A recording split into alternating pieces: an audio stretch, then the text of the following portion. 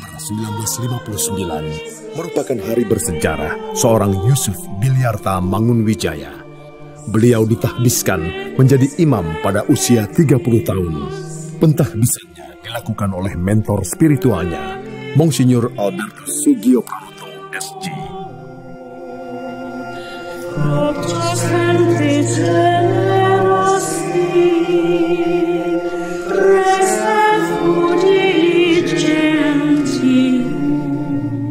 Ad Maiorem Dei Gloriam, yang artinya demi maraknya pemuliaan Tuhan, dipilih Romo Mangun sebagai moto pentahbisannya sebagai imam projo. Projo sendiri adalah pastor-pastor keuskupan yang membaktikan kegiatan bagi rakyat kecil di pelosok dan pedesaan. Nama ini berasal dari inisial PR yang berarti presbiter atau imam. Dalam bahasa Jawa berarti rakyat. Romo Projo itu ya sebagai mutin desa kalau di Islam. Dia lebih nyaman ketika menggunakan pakaian-pakaian rakyat dibandingkan dia memakai jubah.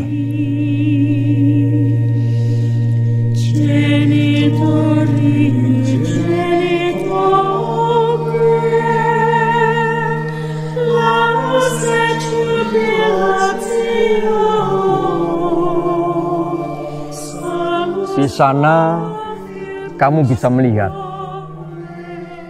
bagaimana bangunan-bangunan itu didirikan dengan cita rasa yang tinggi,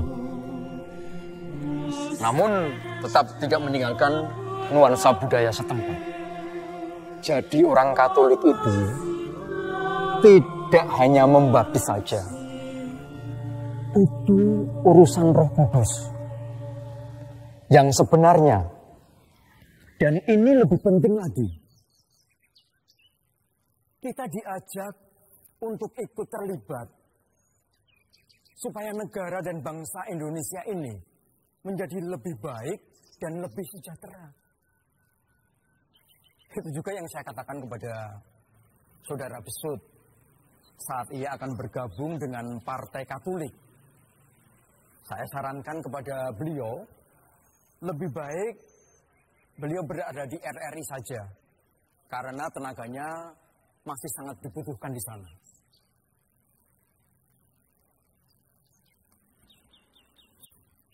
Kamu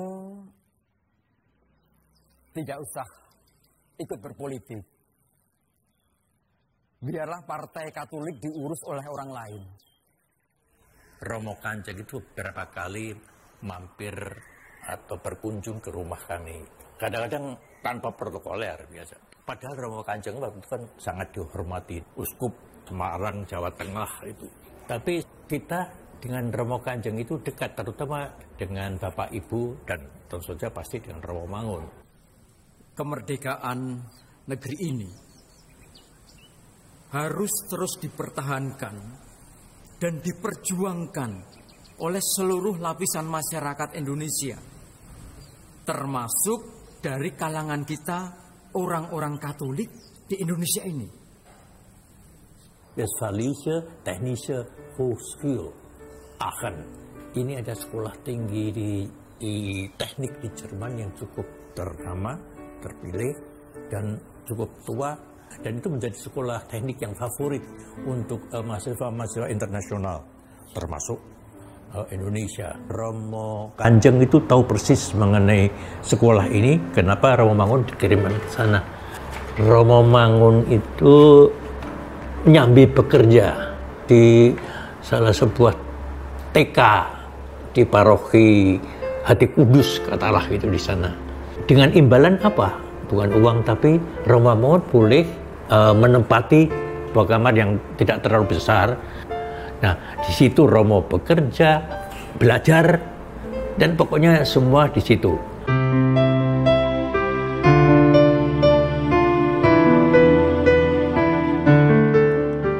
Ada beberapa nama yang menjadi sahabatnya selama di Jerman.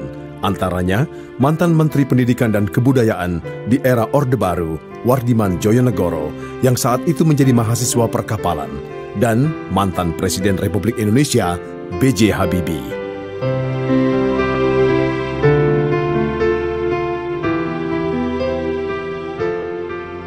Dan dia ketika sholat di sebuah katedral di Jerman, di Aachen, ketika ditanya Romo Mangun, ya Habibie menjawab bahwa sholat di sini itu enak, tenang, tidak ada gangguan. Semoga Mas Romo tidak keberatan saya berada di gereja ini untuk melakukan sholat. Tidak ada siapapun yang melarang orang untuk datang ke gereja ini, apalagi dengan niat yang baik dan visi yang sama. Justru saya bertanya sendiri, apakah Rudi tidak keberatan, tidak risih untuk sholat di gereja ini? Oh, di kota ini tidak ada masjid. Dan saya selalu ingin merasakan kedamaian bersama Allah. Mas Romo, saya tidak pernah melihat satu tempat pun di mana saya bersujud. Karena menurut pendapat saya, perasaan dekat dengan Allah itu ada dalam hati saya. Sekiranya jika semua orang sepemikiran dengan Rudi, tentu indah sekali. Agama itu hanya alat untuk mencapai tujuan kemanusiaan saja. Sangat dekat dengan Sobari, sangat dekat dengan Gus Dur, sangat dekat dengan TH Sumartana, dan sangat dekat dengan Ibu Gedong Bagus Oka.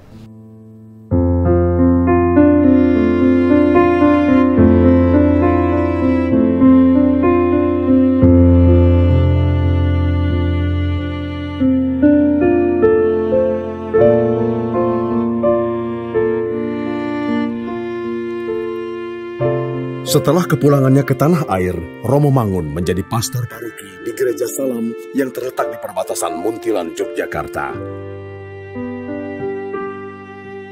Tahun-tahunnya disibukkan pula dengan menjadi dosen luar biasa di Fakultas Teknik Universitas Gadjah Mada untuk bidang arsitektur, serta mulai mendesain beberapa bangunan dan gereja dengan corak budaya lokal seperti yang diinginkan Monsinyur Sugio Pranoto. Awalnya salah satunya adalah Gereja Katolik Maria Assumpta itu yang mencoba untuk melakukan penafsiran-penafsiran teologis juga. Termasuk di dalamnya ada ide-ide untuk menggeser pemikiran yang Eurocentris. Gereja sendiri disadari sebagai enlightenment gitu, rahim yang mendapat pencerahan. Jadi ini gedungnya tertutup dan diperforasi dengan banyak cahaya. Berdiri di atas dua pilar, yang satunya itu negara, yang satunya gereja, gitu. Dan strukturnya seperti atap tenda.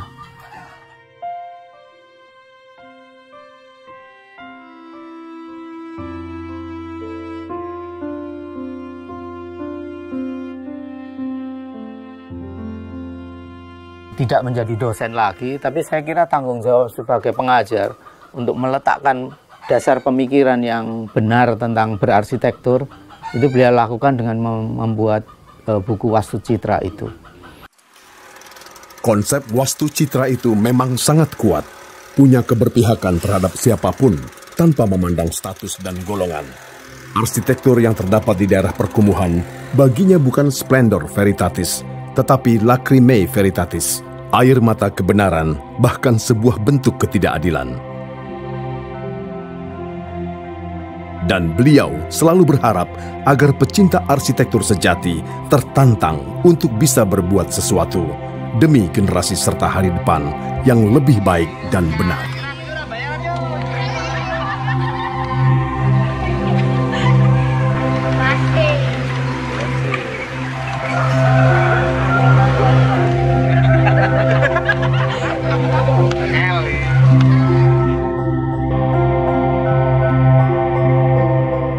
Kegemaran Romo Mangun memakai sarung batik dan kopiah hitam memperlihatkan betapa kebudayaan lokal sangat melekat pada dirinya, sekaligus bicara tentang nasionalisme dalam bahasa yang verbal.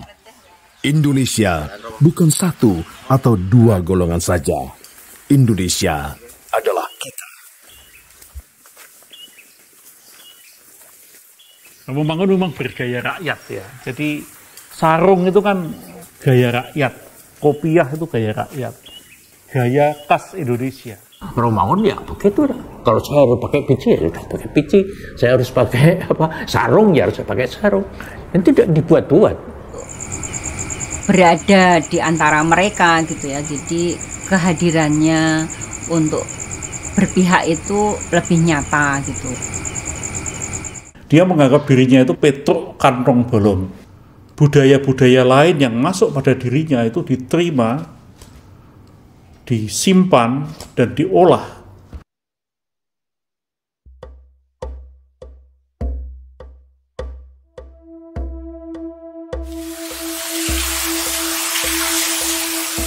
Februari 1984, banjir besar melanda Yogyakarta dan telah merendam sebagian besar kota, termasuk kawasan Terban dan Gondolayu. Hujan yang turun sepanjang awal tahun telah meluapkan air di sepanjang Kali Code. Itulah banjir kedua terbesar setelah 10 tahun terakhir. Jogja resah berbulan-bulan.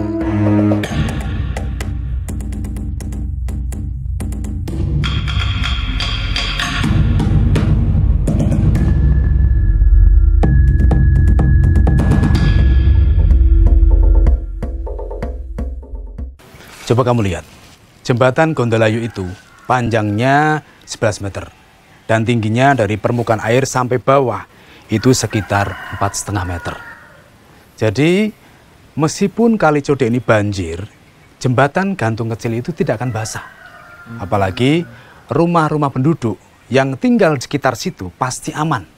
Tapi kenapa selalu isu banjir yang dikedepankan, Romo, setiap Code mengalami musibah? Itu masalahnya, Dek. Sebenarnya, para ahli itu sudah merancang persimpangan Sungai Code dengan selokan Mataram. Itu sudah diperhitungkan dengan sangat cermat. Tapi apa benar begitu? Tidak ada latar belakang lain begitu, Rom? Pengetahuan yang setengah-setengah itu sama bahayanya dengan ketidaktahuan, Dek. Atau mungkin ada skenario lain, Rom? Ya memang orang-orang Code dituduh mereka mengotori sungai dan menyebabkan banjir.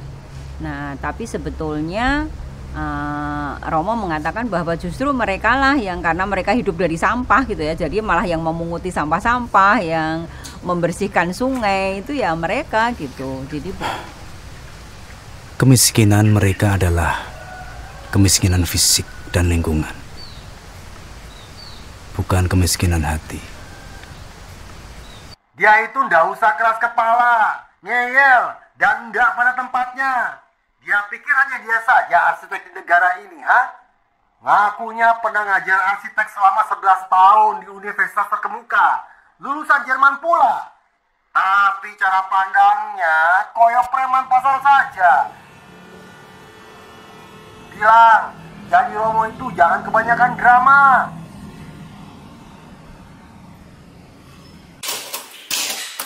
Sudah berbulan-bulan ratusan keluarga warga Kota Madia Yogyakarta merasa gelisah dan sedih karena tersiar berita bahwa beberapa orang arsitek telah menyarankan kepada pemerintah agar dalam jalur 25 meter ke kiri kanan Sungai Code akan dijadikan jalur hijau dengan alasan banjir hingga penduduk harus digusur. Dengan hormat namun sangat kami memohon, sudilah saudara-saudara mendharma baktikan kewibawaan saudara-saudara agar usul saran semacam itu jangan menjadi kenyataan. Penggusuran hanyalah dapat dipertanggungjawabkan bila itu memang jelas yang terakhir.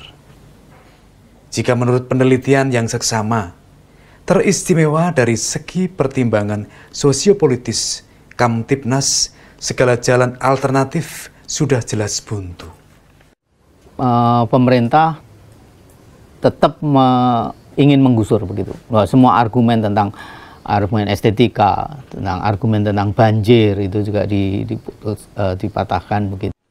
Pertimbangan apa? Pertimbangan kemanusiaan. Memangnya dia kira kita nggak pikirkan itu semua? Upaya penggusuran itu juga berdasarkan pada unsur kemanusiaan. Tidak membiarkan orang-orang pinggiran terus jadi gelandangan, pelacu, dan perampok. Dia pikir belas kasihan pada orang lain. Yang lain dapat itu sembarangan.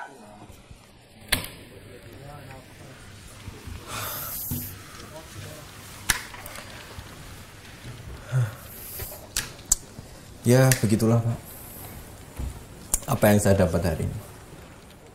Itu kan hanya siasat mereka toh, Her. Untuk mengungkit kembali rekomendasi 1971. Itu dokumen lama. Hasil laporan penelitian awal Kota Jogja untuk Departemen Pekerjaan Umum dan UGM. Dan itu Romo Mangun yang jadi pimpinan proyeknya. Dokumen 1971? Iya, 1971. Dan salah satu usulannya itu menjadikan Kali Codi jadi sabuk hijaunya Kota Jogja. Ya. Tapi itu kan sudah lama, Har. Kota Jogja kan berubah terus. Code juga berubah. Sebetulnya tujuan untuk sabuk hijau itu pun juga di balik itu ada rencana untuk apa ya, kayak parkir pariwisata atau apa, terus kemudian untuk nanti dibangun apa seperti itu. Jadi nggak fair juga gitu loh. Nah, Romo Mangun mencurigai itu gitu.